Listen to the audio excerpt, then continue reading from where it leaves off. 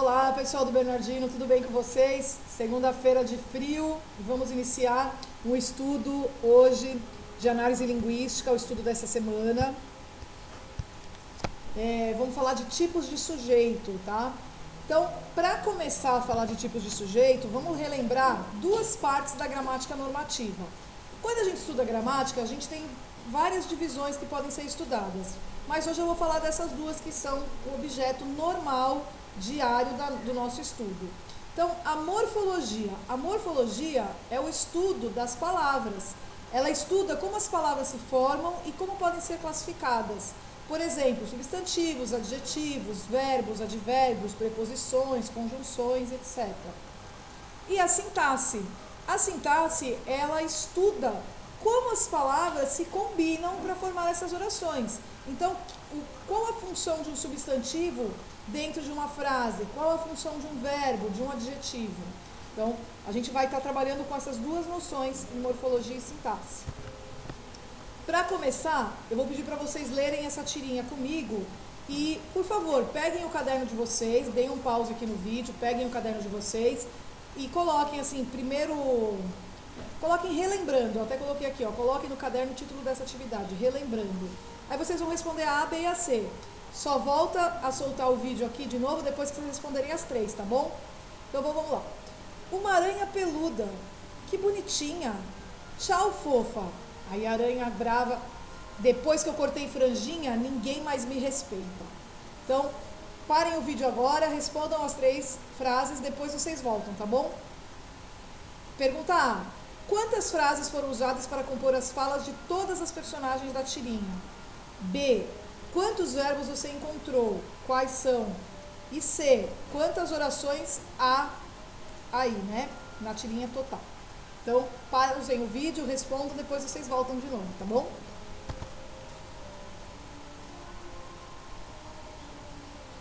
Vamos lá para as respostas? Quantas frases foram usadas para compor as falas de todas as personagens da tirinha? Bom, foram 4 frases, gente, ó.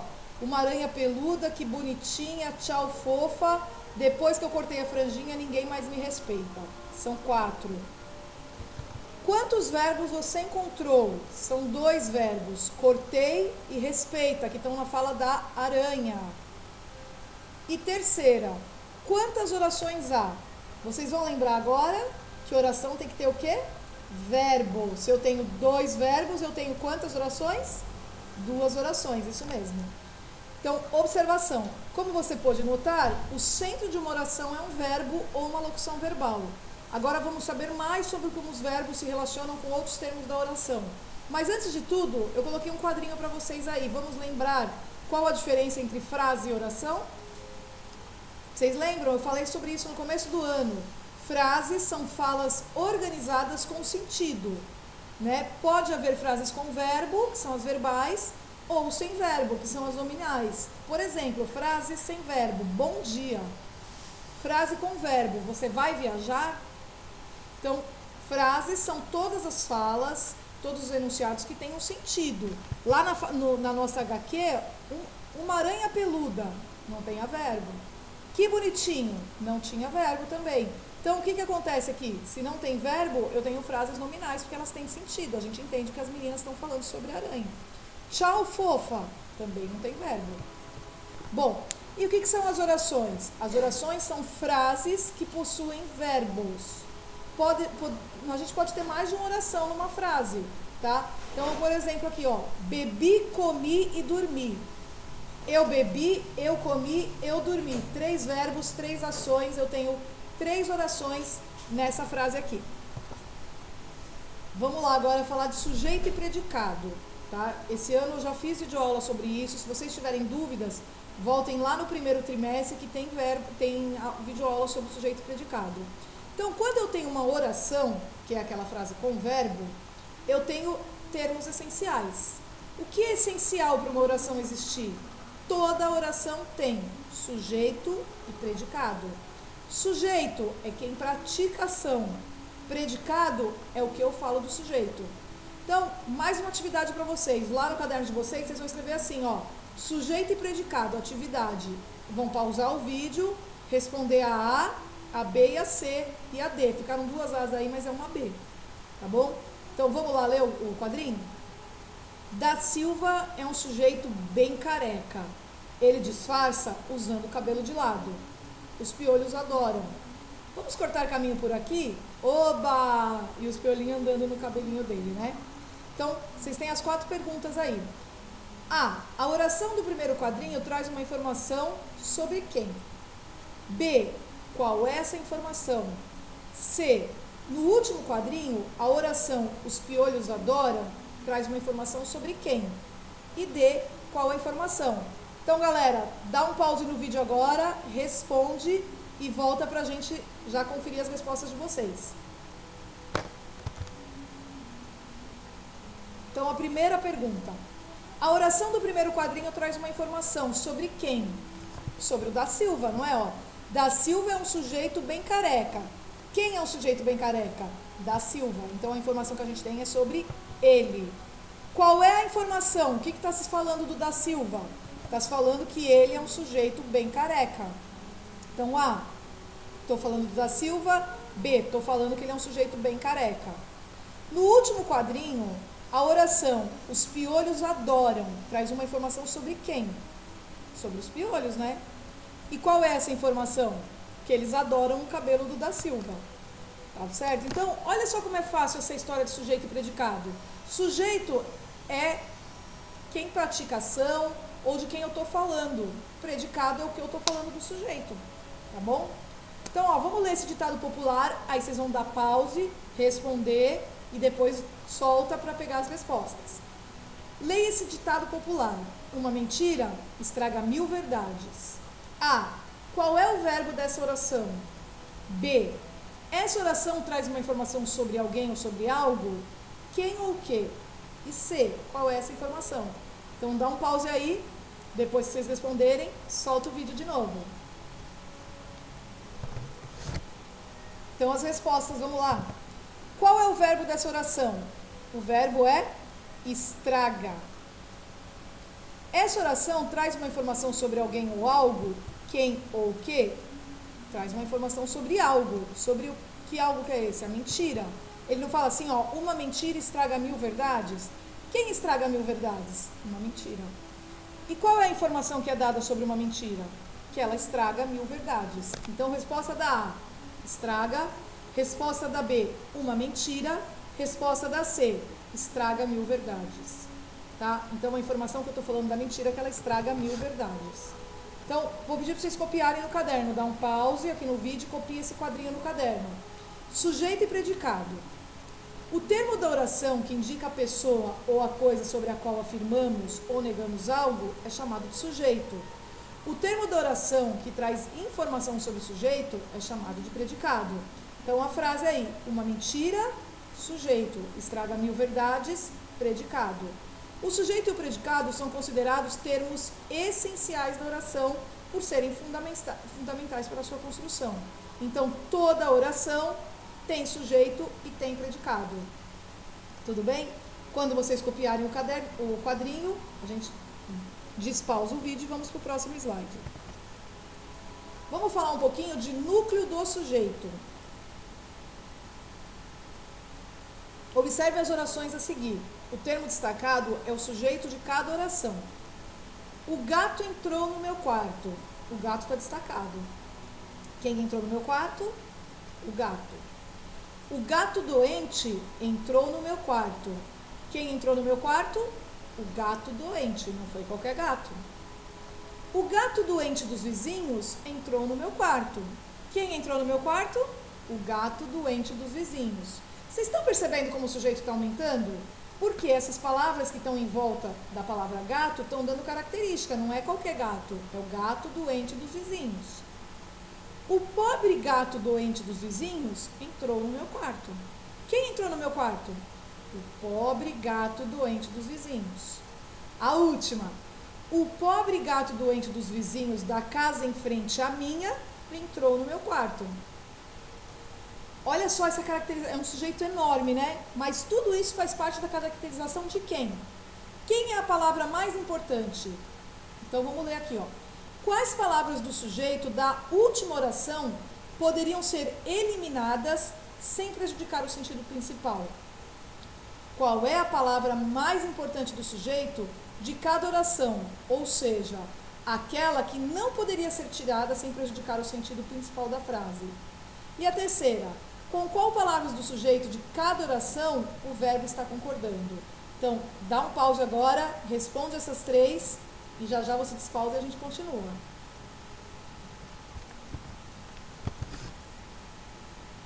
Vamos lá? Quais palavras do sujeito da última oração poderiam ser eliminadas sem prejudicar o sentido principal? Gente, o sentido principal é que um gato entrou no meu quarto. As outras palavras são usadas para dar característica para esse gato, quando eu quero determinar esse gato. Não é qualquer gato, eu quero determinar. Então, quanto mais detalhes eu der sobre o gato, né, mais específico fica. Mas a palavra sem alterar o sentido principal, eu poderia eliminar pobre, doente, dos, vizinhos, da, casa, em, frente, a, minha. Poderia eliminar todas essas palavras, deixar só o gato. Segunda pergunta. Qual é a palavra mais importante do sujeito de cada oração? Nessa parte grifada, ou seja, qual é a palavra que não pode ser tirada sem prejudicar o sentido principal da frase? É a palavra mais importante do sujeito. No caso aí, é gato. Não é ele que entrou no meu quarto? Se eu tirar a palavra gato dali, perde totalmente sentido. Olha na primeira. O entrou no meu quarto. O doente entrou no meu quarto. Que doente? Pessoa, cachorro, gato. O doente dos vizinhos entrou no meu quarto. Vai perdendo sentido. Com qual palavra do sujeito de cada oração o verbo está concordando? Vocês perceberam que o verbo está sempre no entrou? Entrou, entrou, entrou, ele entrou. Terceira pessoa do singular. Ele quem? O gato. Então, o verbo, ele vai concordar sempre com o núcleo do sujeito, tá? Esse é um estudinho de concordância verbal. Já vamos falar um pouquinho que está bem ligado com o núcleo do sujeito. Então, se fosse assim, os gatos, como que teria que estar o verbo? Isso mesmo, entraram. Os gatos entraram no meu quarto. Se tivesse assim, vamos supor que a frase fosse eu. Eu, muito bem, entrei no meu quarto. Então, o verbo, ele tem que estar sempre concordando com o núcleo do sujeito, tá bom? Então, esses dois quadrinhos que está nesse slide, eu vou pedir para vocês também pausarem e também copiarem no caderno. Desculpa, os dois não, só o primeiro aqui, núcleo do sujeito. O outro é só para vocês, é sobre esse assunto que eu estou falando, né? Sobre concordância, a gente já vai ler. Então, vamos lá, núcleo do sujeito. Chama-se núcleo do sujeito a palavra mais importante para o significado do sujeito. O núcleo do sujeito pode ser um substantivo, concreto ou abstrato, pode ser um pronome, um numeral ou uma palavra substantivada. De acordo com a gramática normativa, o verbo concorda com o núcleo do sujeito. Observe. O casal de gatos fazia um barulho danado. Então, qual que é o sujeito? Quem fazia um barulho danado? O casal de gatos. Qual que é a palavra mais importante? Casal ou gatos? É casal a palavra mais importante. Então, ela está no singular. Apesar dela significar duas pessoas, ela é uma palavra singular. Então, o verbo está no singular. Ó, núcleo do sujeito, casal, é um substantivo. Terceira pessoa do singular. O verbo vai concordar com o núcleo do sujeito, também vai ficar na terceira pessoa do singular. O próximo exemplo. Eu luto pelos direitos dos animais. Quem luta pelos direitos dos animais? Eu. Então, o núcleo do sujeito é a palavra, o pronome eu, que está na primeira pessoa do singular. O verbo, então, vai concordar com o núcleo do sujeito, vai ficar também na primeira pessoa do singular. Os três jogam juntos no time de vôlei. Quem joga junto no time de vôlei? Os três. Então, a palavra três, ela está no plural e significa eles aí no caso, não é? Então, núcleo do sujeito, terceira pessoa do singular, é o numeral 3, que significa eles. O verbo também vai ficar na terceira pessoa do singular. Os muitos nãos ditos pelos pais abalaram sua autoestima. Então, olha lá, é um advérbio, é uma palavra substantivada, né? Os, muitos nãos, o os aí está sendo o artigo que garante que a palavra nãos é uma palavra um advérbio aí que está como substantivo, né? Então, não está no plural, seria eles, né? Eles, os não seria eles. Terceira pessoa do plural. O verbo, então, abalaram. Terceira pessoa do plural. Pessoal, copiem esse quadrinho inteiro no caderno de vocês, tá bom? Se liga nessa. Concordância com expressões partitivas. O que são expressões partitivas? Expressões que dividem alguma coisa. Então, leia as orações a seguir. Parte dos alunos fará a prova no sábado. Se eu estiver concordando com a palavra parte, eu vou colocar no singular. Agora, se eu quiser, eu posso concordar com alunos. Eu posso falar, parte dos alunos farão a prova no sábado. Tá bom? Aí vocês vão me falar, professora, mas alunos é um núcleo, não é? Só que é um núcleo, mas ele está partido. Então, eu concordo, aqui eu tenho uma opção, ou eu posso concordar com essa palavra que faz a partilha, né? Ou eu posso concordar com o núcleo do sujeito que está no plural. A maior parte dos consumidores reclamou do aumento dos preços, mas eu também posso usar. A maior parte dos consumidores reclamaram do aumento dos preços. É a mesma coisa. Eu posso concordar com maior parte ou eu posso concordar com consumidores. A maioria dos adolescentes usa o computador para se comunicar. Aqui o usa está concordando com maioria, que está no singular. Agora, eu posso concordar com adolescentes? Posso também. Eu posso falar, a maioria dos adolescentes usam o computador para se comunicar. Então, observe que nessas orações o sujeito é formado por uma expressão partitiva, ou seja, uma expressão que indica apenas uma parte do todo. As expressões partitivas mais comuns são parte de, a maior parte de, a maioria de, grande parte de, uma porção de. Quando elas são usadas, o verbo pode concordar tanto com o núcleo do sujeito, que está no plural, como com a própria expressão que está no singular. Essa é legal, né? Eu não vou pedir para vocês copiarem, mas é uma boa vocês terem um caderno e ter na ficha. Lembra quando eu ensinei vocês a fazerem fichamento? É bem legal de ter isso numa ficha, né? Para não esquecer nunca mais. Agora nós vamos falar do nosso objeto de estudo de hoje. Tudo isso aqui que estava antes foi para relembrar o sujeito, para a gente relembrar o sujeito, porque agora nós vamos falar do quê? Dos tipos de sujeitos. Deixa eu só beber uma água aqui. Essa aqui eu vou pedir para vocês copiarem no caderno, tá? Agora nós vamos ler, depois vocês voltam, param o vídeo, copiam tudo lá, deixam no caderno. Os tipos de sujeitos se classificam em cinco categorias. Simples, composto, indeterminado, desinicial e oração sem sujeito. Então, Pedro é um bom garoto. Nós temos uma frase que tem um verbo. Qual que é o verbo? É, né?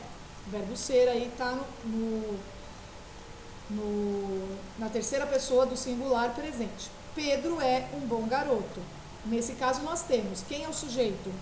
Quem é um bom garoto? Pedro. Predicado é tudo que eu falo do sujeito. O que o Pedro é? É um bom garoto. Então, sujeito Pedro, predicado é um bom garoto. Dessa forma, temos que o sujeito é o termo sobre o qual informamos algo, Pedro, e o predicado é o termo que informa algo sobre o sujeito, é um bom garoto. Pois bem, a partir de agora iremos focar, eu digitei errado aí, iremos ficar mesmo um pouco mais craques nesse assunto, pois conheceremos quais são os tipos de sujeito. Vamos lá? Então, vamos lá. Primeiro tipo de sujeito, sujeito simples. Denominamos de sujeito simples aquele que possui somente um núcleo. Você lembra o que é núcleo, né? Eu expliquei agora há pouco lá atrás. Se não lembra, para agora, volta o slide, estuda de novo o que é o núcleo. Vê se entendeu bem para vir aqui. Então, sujeito simples é quando o sujeito tem um núcleo só, uma palavra só. Ela pode estar no singular ou no plural. Quando falamos núcleo, logo pensamos em centro.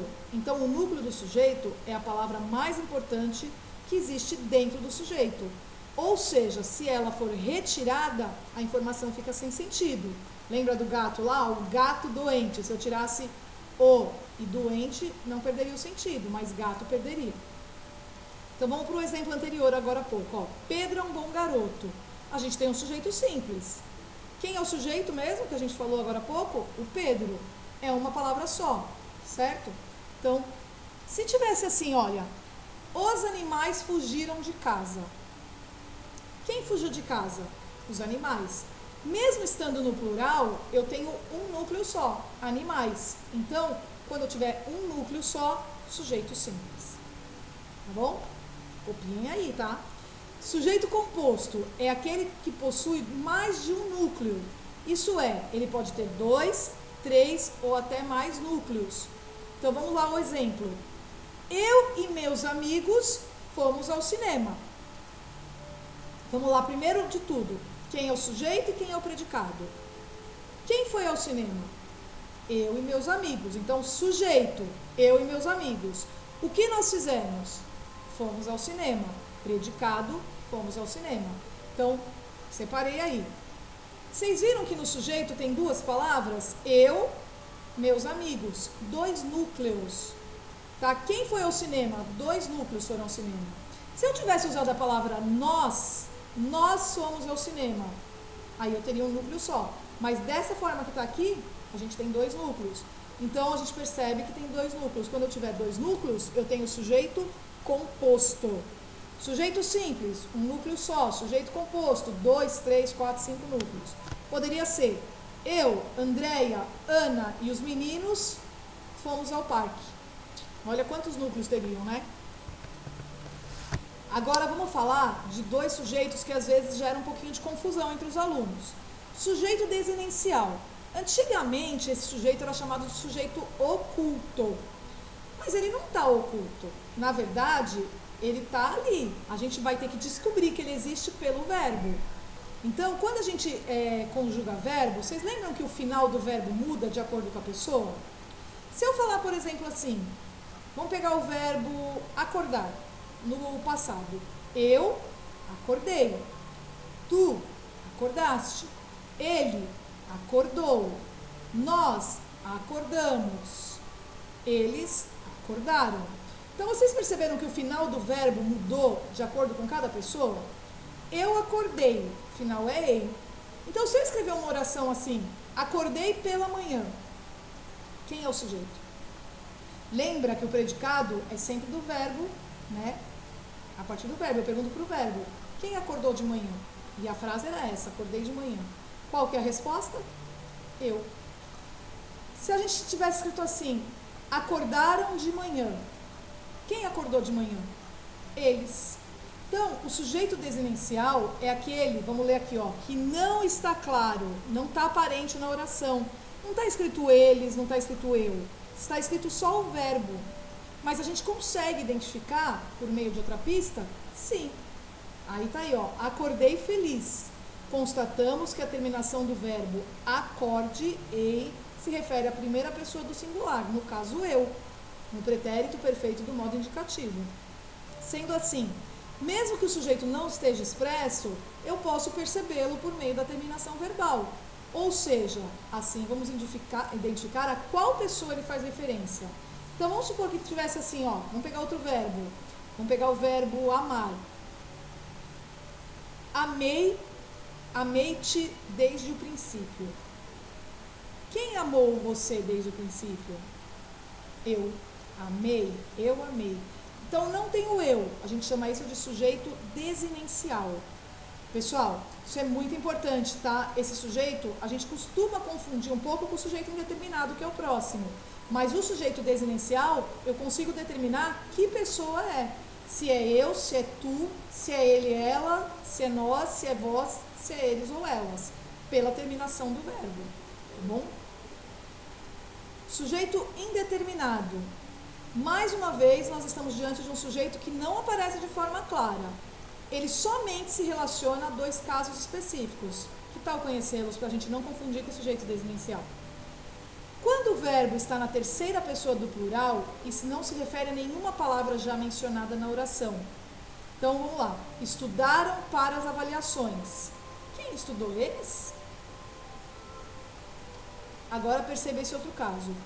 Os alunos mostram que são aplicados. Estudaram para as avaliações. Será que o sujeito aqui é o mesmo do anterior? Certamente que não, pois o verbo estudar agora, nesse segundo exemplo, ele está se referindo a um sujeito que já existe, no caso, os alunos, certo? Presta atenção, se eu simplesmente falar assim, olha, chegaram aqui na escola, quem chegou? Alguém, eu não tenho referência. Agora, se eu falar assim, os alunos estão atrasados, chegaram agora na escola. Quem chegou agora na escola? Os alunos. Então, quando eu tiver dessa forma, eu tenho o sujeito desinencial. Se eu não tiver uma referência anterior, se eu não tiver algo anterior, eu tenho o sujeito indeterminado. Está indeterminado é que eu não consigo determinar. Eu sei que a terminação dele é a terceira do plural, mas eu não tenho uma referência. Para ele ser o desinencial, eu tenho que ter uma referência. Tá bom? E quando o verbo se encontra na terceira pessoa do singular, acompanhado do pronome se. Então, olha lá. Necessita-se de jogadores mirins. Quem necessita? Alguém. Certo? Necessita-se de jogadores mirins. Quando tiver desse jeito, eu também vou chamar de sujeito indeterminado. Última, gente. Oração sem sujeito ou sujeito inexistente. Esse tipo é assim denominado pelo fato do predicado não fazer referência a nenhum tipo de sujeito. Outra questão é que ele está relacionado a alguns casos específicos, aos quais devemos ficar atentos. Perceba quais são eles. Então, primeiro caso, quando o verbo da oração indicar um fenômeno da natureza, como por exemplo, chover, trovejar, relampejar, nevar, entre outros. Então, se a gente pegar essas frases, choveu muito ontem, quem é o sujeito? Choveu muito ontem? Quem choveu ontem? Ah, São Pedro. Não. Presta atenção. Se eu falar assim, São Pedro fez chover sobre Itanhaém ontem, aí quem fez chover? São Pedro. Mas nesse caso, choveu muito ontem, não tem sujeito para essa ação. Tá? Trovejou bastante. A mesma coisa. Não é alguém que faz trovejar, é um fenômeno da natureza. Então, sempre que eu tiver um fenômeno da natureza, eu tenho uma oração sem sujeito. Outro caso de oração sem sujeito, quando o verbo haver indicar a ideia de existir, ou quando indicar uma noção de um tempo que já passou. Para ficar ainda mais claro, vamos ver alguns exemplos. Há garotos jogando no pátio. Então, significa existir? Existem garotos jogando no pátio. Nessa frase, há garotos jogando no pátio, eu considero que ela é uma oração sem sujeito. Há 2 meses não visito meus avós. Então, aqui também eu vou considerar uma oração sem sujeito. No caso dos verbos fazer e estar, quando indicarem tempo ou clima, vamos ver? Faz alguns anos que me mudei daquela cidade. Passaram-se alguns anos que eu não moro mais lá. Então, se eu puder trocar pelo tempo, né? Passaram-se alguns anos, eu consigo trocar por tempo, então quer dizer que ela é uma oração sem sujeito. Está frio hoje. Está indicando o clima? Está frio hoje. Está. Então, ela é igual àquela lá do choveu muito, trovejou bastante. Outro caso, com o verbo ser, indicando data, hora ou distância. Então, para vocês ficarem mais claros aí. São 10 de outubro. Indica a data, não tem sujeito. São 2 horas. Indica a hora, não tem sujeito. São 4 quilômetros daqui até lá. Indica a distância, não tem sujeito. Tá bom? São regrinhas, pessoal. Por isso que eu peço para vocês escreverem no caderno, para vocês gravarem melhor, tá bom? E agora, então, vamos para as atividades? Olha, como vão ser as atividades agora referente a essa aula? A seguir, nos slides a seguir, tem 5 questões para vocês fazerem. Então, vocês vão copiar no caderno essas 5 questões e responder, tá? Não precisa copiar, só responde. Vamos fazer assim? Por favor, responda no caderno, não é para me mandar foto. O que vocês vão fazer? Quinta-feira eu vou postar a correção. Aí vocês vão entrar aqui na sala de aula, vão conferir as respostas de vocês, dá certo no caderno se tiver certo. Se tiver errado, colocar um errado e colocar a resposta correta embaixo. Ver onde vocês erraram. Nossa, eu não entendi direito que era oração sem sujeito. Deixa eu voltar no slide da professora Dani. Volta no meu slide. Aí vê de novo que é oração sem sujeito. Ainda não entendi. Dá uma pesquisada na internet. Até você entender, tá? No exercício que você errar. Tudo bem? Se tiver dúvida, na quinta-feira, eu vou estar disponível para atender vocês pelo ESCO1. Então, vocês me chamam por e-mail, marcam um horário comigo. Eu vou postar de manhã a correção.